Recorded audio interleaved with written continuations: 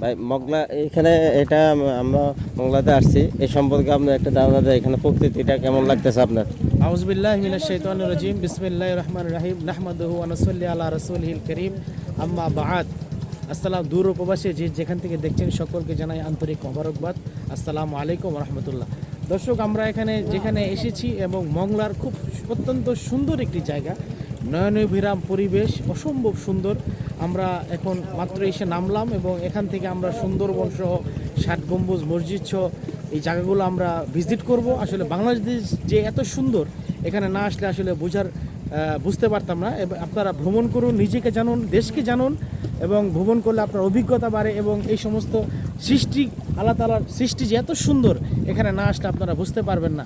এর জন্য আল্লাহ তাআলা পবিত্র কোরআনে কারিমে ইরশাদ করেছেন, তোমরা ভ্রমণ করো, ভ্রমণ করে তোমরা আমার সৃষ্টিকে দেখো এবং সেখান থেকেই তোমরা আমাকে উপলব্ধি করো।